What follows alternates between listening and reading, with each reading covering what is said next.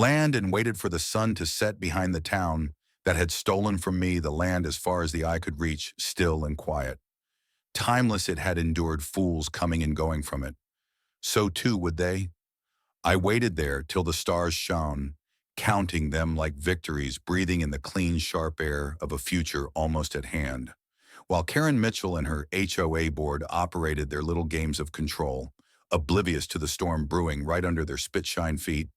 They had a spring garden tour promoting approved landscaping. Half the houses featured are mine. They handed out community pride awards, some of them pinned to doors I now owned. They sent violation notices to new owners, quietly shredding them and sending me pictures of the confetti. Each time Karen smiled at a new family moving in, believing she was constructing her empire. She was actually giving me another brick in the wall that would ultimately destroy her. It was kind of poetic, actually. They'd base their whole sense of self on dominating others, on informing you how to mow the lawn, and what color blinds you should possess, and whether a front door wreath was suitable seasonally now. Without realizing it, they were tenants in a kingdom owned by the man they tried to kill. Some nights when the work at the ranch was slack and the stars were out in full display, I'd pour myself a whiskey, sit down the old maps of Willowben, and staked another lot, purchased another little flag of freedom on stolen ground. It wasn't revenge, now it was about principle, about heritage, about being able to demonstrate that no amount of phony committees or rubber stamp bylaws can be piled up. Real ownership, like real character, is impossible to fake. It's purchased acre by hard-won acre in sweat and dust and years of hard living, and when you try to cheat a man out of that, which you wish him to be merciful to me, I wasn't feeling so very merciful no more. The day I finally made my move, the sky was the color of old gunmetal, dark, with the promise of rain, and the air smelled charged, like the earth itself had a notion that something was going to be let loose. I stood outside the Willowben Community Center, boots planted firmly in the concrete, cowboy hat jammed low against the drizzle, clutching a worn leather folder that was heavier than mere paper. It held history, blood, and the receipts for every square inch of ground they thought they owned within that building. Karen Mitchell and the HOA board sat plump and satisfied to wait for another behind closed doors session, where they would fine some hapless retiree for having the wrong shade of beige on their porch swing. This time, though, I wasn't there to be fined. I was there to burn their whole rotten little kingdom to the ground. I pushed through the glass doors, unguarded hesitation, past the fake receptionist, who merely looked up, and straight into the middle meeting space, where Karen perched on top of the shiny oak table like a pearl-encrusted vulture. "You can't just barge in," she snapped, but her voice yielded when she saw what was in my arm, a stack of documents I placed down on the table, with a loud thud that echoed the drywalls. "Really?" I stated, bringing out a printout of the HOA bylaws, flicking all the way over to section covering special member meetings. "Under your rules, any member controlling ownership greater than 50% of the neighborhood has right to hold meeting at their convenience, with or without board solicitation permission." I pushed forward paperwork in front of her across the table, and she paid while she saw the signatures on each LLC, each straw buyer, each new homeowner that she'd so warmly welcomed, never knowing that they were all me. "We're here now in session, Karen. Take improved notes for the next hour." I laid out my case with the sharpness of a cattle brand. First, I offered the old 1910 land covenant, which clearly stated no part of Willowben was ever lawfully disconnected from the original ranch, without my family's approval that had never been given, before I introduced the title records and surveys, proving every individual house built in Willowben stood on highest land fraudulently attached and inappropriately deeded. Next were the forged signatures, the fake public notices, devious commissioners' rubber stamps. See the color drain from Karen's face. Sees Todd Granger wriggling in his chair. Sees their secretary's hands trembling as she tried to take notes. They knew that it was a goner before I reached the suit. But I did not give up. I dropped the bombshell one by one. I called out the directors by name, reading the precise damages. Every one of them was being personally sued for fiduciary duty breach, fraud, conspiracy to steal a title. Good old property conversion. This was more than just a civil case against the HOA itself. I was after them as individuals, their homes, their bank accounts, their trust accounts, their kids' college funds, the whole works. Karen tried to bluster, tried to cut in about counter. Remembers, and so do I, if ranching teaches a man anything, it's patience. You don't rush a sick calf to health, and you don't fight a wildfire by charging directly into the flames. You study the landscape, you wait for the right wind, then you strike. And that's exactly how I'm going to take back what the HOA had stolen. No courtroom theatrics, no public fistfights. Just slow, calculated revenge so thorough that by the time they realized what was happening, the noose would already be drawn tight around their necks. First thing I did was set up a string of shell companies, each with spotless names that sounded just corporate enough to fly Sandstone Holdings, Prairie Ventures, Twin Rock Properties, through some contacts in Harlan's sphere, friends of friends, basically old-timers who hated the HOA types as much as I did. I set up straw buyers to act it as if I was investors who wanted to devour property in Willow Bend. Nobody ever linked me to them, even in passing, while all the while maintaining my cowboy hat dipped and smile ready at hand, impersonating the vanquished rancher who was merely trying to devise his next move on the outside. I remained an invisible man on the inside. I was a specter haunting every contract, every handshake, every closing, every deal that stripped another home from the smug reach of Karen Mitchell and her board of robbers. It started quietly, like all good ambushes do. The first home materialized when a couple fell behind on their mortgage rumor. Had it, they couldn't catch up on the incessant compliance fees and surprise special charges. The HOA continued to charge Karen's favorite ploy to drain out residents when she wanted them gone. The property needed maintenance, peeling paint, overgrown shrubs, a broken driveway. The HOA charged them into bankruptcy, then laughed when the bank foreclosed. That's when Prairie Ventures stepped in with a cash offer. No inspections, no contingencies, speedy closing. The bank pretty much threw the deed at us. Karen even smiled in front of the new investors at the HOA meeting, sycophantically telling them how great it was that young professionals were finally investing in the community. I stood in the corner, tipping my hat and laughing into my coffee. She didn't know her worst nightmare when it was 2 feet away from her bake sale table throughout the next year. We picked them off one by one another, foreclosure here. An older couple downsizing there. A family new job out of state each time. One of my shell companies bought the house. We kept the properties clean, mowed lawns, fixed roofs, painted fences, played the game by their own tough regulations so nobody would suspect that we leased some to locals who hated the HOA but weren't wealthy enough to move some.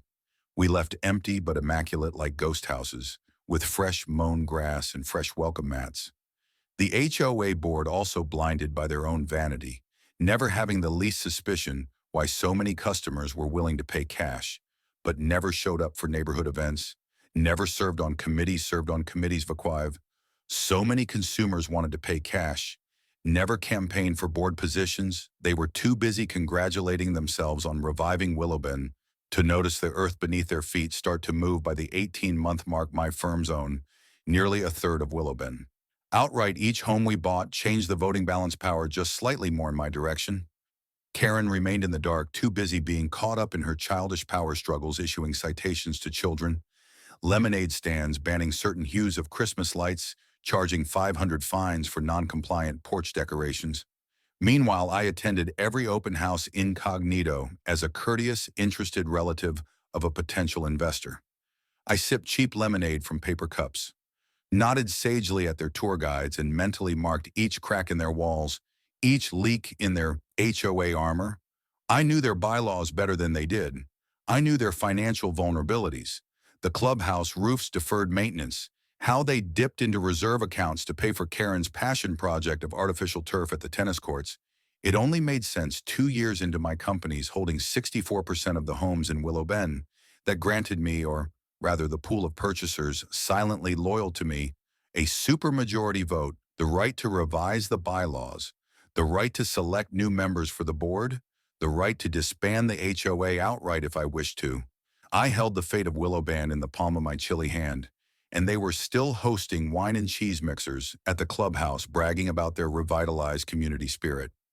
I even started to hear gossip that Karen was commissioning a new expansion project, building a private park on land that she didn't realize technically belonged to my great-granddaddy's covenant safeguards.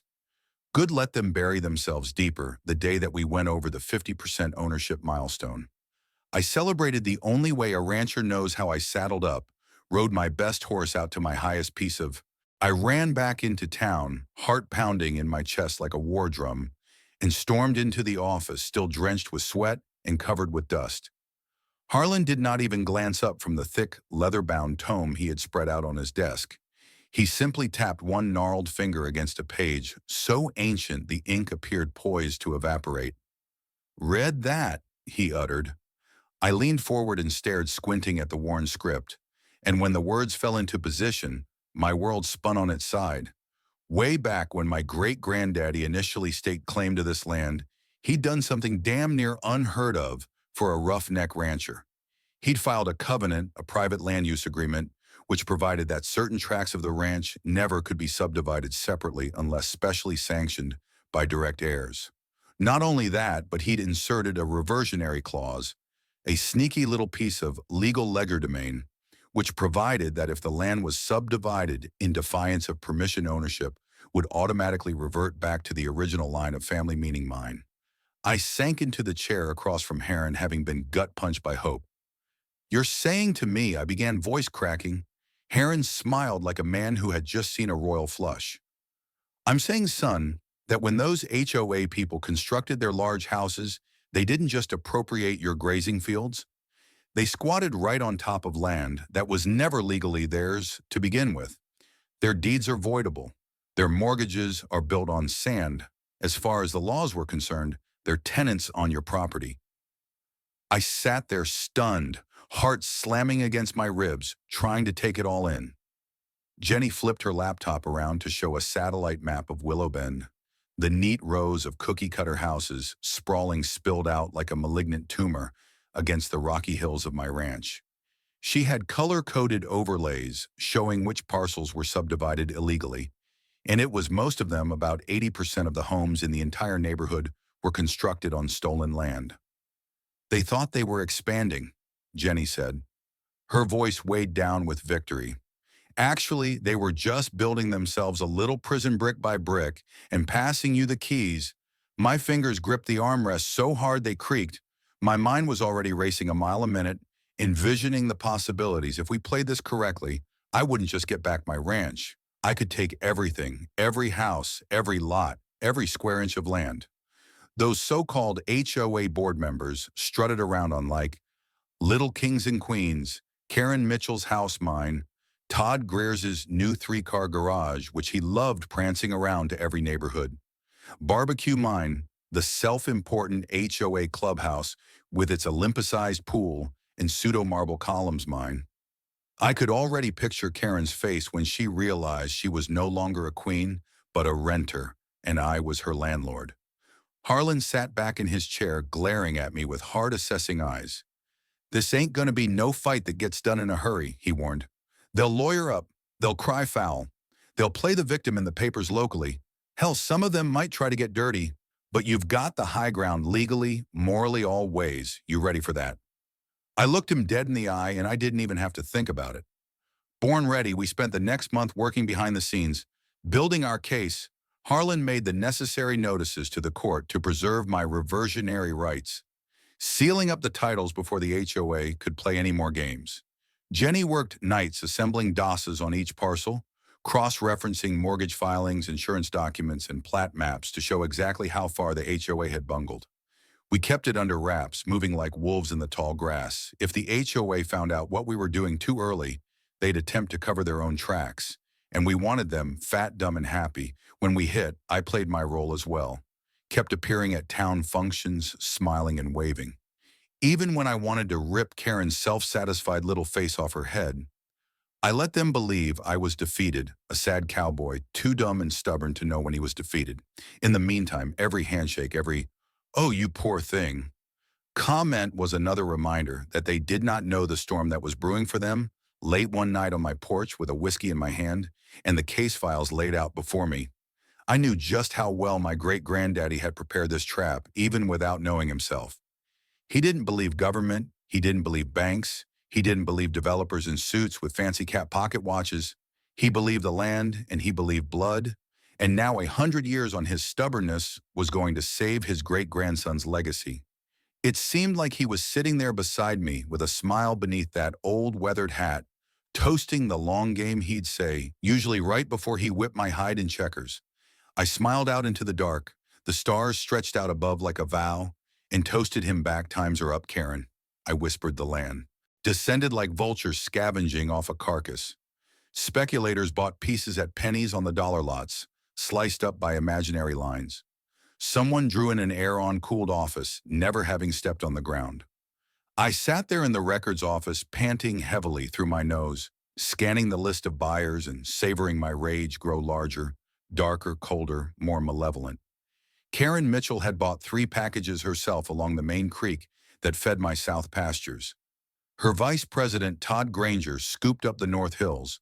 Even the HOA secretary was able to scoop up a piece where my grandfather's decrepit cattle pen still rusted in the sun. They hadn't stolen from me so much as they'd carved up my family's legacy like a carcass on a butcher block, laughing and congratulating each other on a deal well made. I drove home that night on autopilot, the landscape blurring by rage bubbling inside my chest, the cattle still wandering about the water troughs, unconscious of the reality that on paper they no longer were mine. The old ranch house remained strong in the face of the sunset windows, ablaze with light, the porch swing gently creaking to and fro in the evening breeze like a spent old soldier not willing to relinquish. I sat on the tailgate of my truck foreclosure, notice crammed in my palm, and looked over the earth that had fed me, that had tombs where my ancestors rest, that holds each damn memory throughout my life.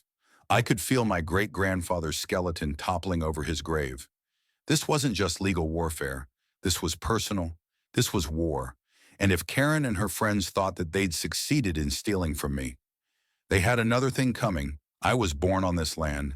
I knew every creek bed, every mesquite tree, every stubborn rock under the soil.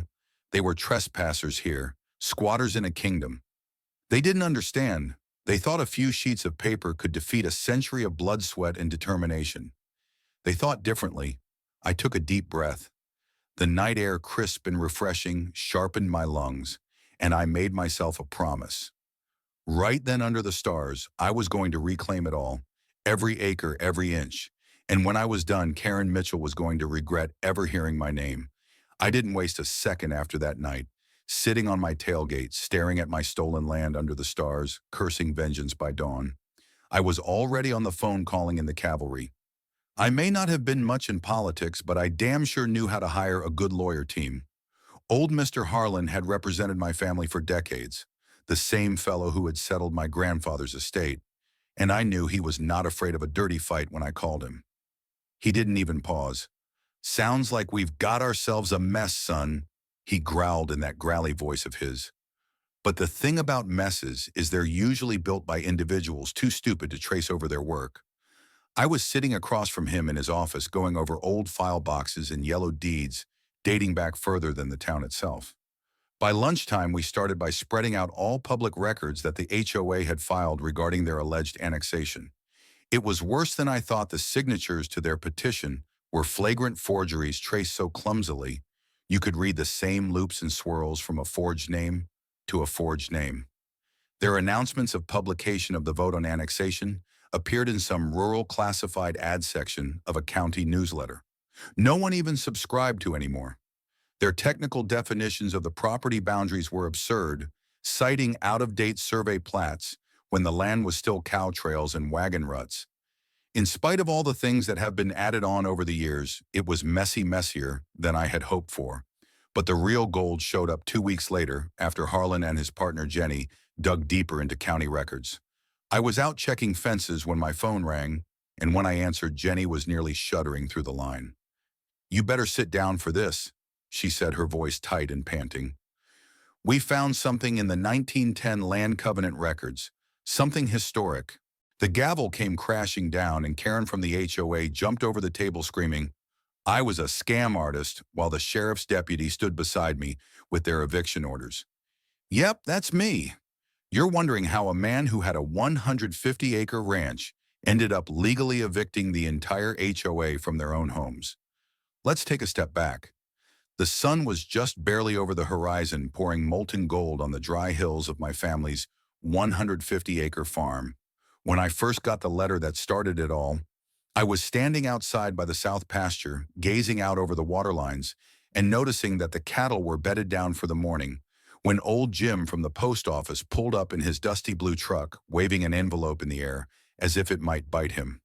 I wiped my hands on my jeans and walked up to Boots, kicking up the soft earth, and took it without really paying much mind to it. At first, just another tax notice, I thought, or some political junk about the upcoming town elections I never did vote in. I wasn't much interested in politics, never had been out here. The land was my only care, and the only votes that mattered were the ones cast by rain, cattle births, and stubborn seasons. Jim stood there looking at me longer than he ought to have, from one foot to the other, like he had something to say but wouldn't. And then he tipped his hat and drove off without saying a word. I opened the letter there in the hot sun, and initially I had no idea what I was reading. Legal jargon foreclosure notices referred to unpaid maintenance fees and a court-ordered auction. My heart started to thud against my ribcage as if it was trying to kick its way out. Maintenance fees auctioned. I read through the correspondence, shock giving way to cold, white-hot anger as it dawned on me. According to this official record, searching my ranch, my inheritance, my home, my entire world had been confiscated and sold at auction by the Willow Bend Homeowners Association, sold to developers for pennies on the dollar. I stumbled back as if I'd been punched, the sun too strong, too hot, and the ground unstable under my boots. This was some mistake, some clerical error. I was never part of any HOA. Our ranch was here prior to Willow Bend. By near a century, my great-granddaddy staked his land here. Back in the days when there were only rules you could enforce with a Winchester and a stubborn will. Oh, and maintenance fees I'd never even heard tell of imposing out here. Angry but clawing my way towards sanity, I allowed the cattle to continue watering themselves and rode into town, tires throwing gravel as I careened down the Warren County Road to the town records building.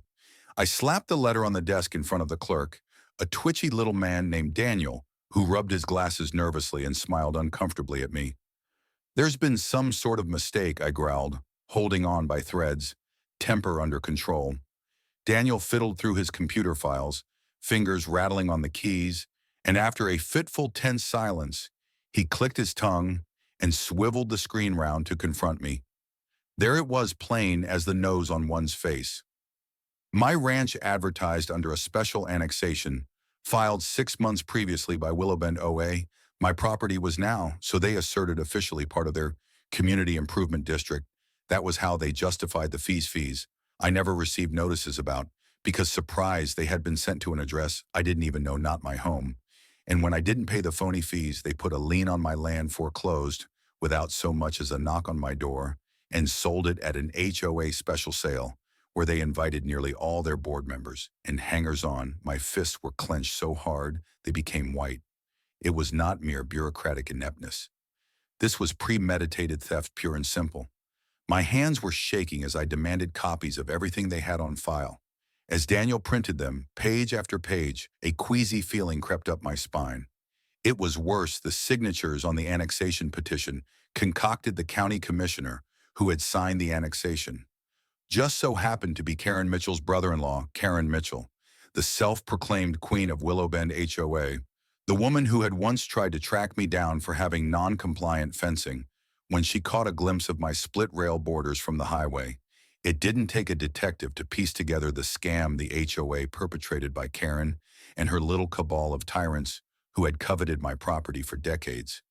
They hated that my ranch was situated on the very outskirts of their soulless, gleaming new development, a stubborn middle finger to their beige on beige suburban utopia. They wanted space, they wanted luxury golf courses, boutique hotels, gated communities with designer gates and trappings like fake lakes and private walkways. But first things first, they needed my land, and because I wouldn't sell, they chose to steal it.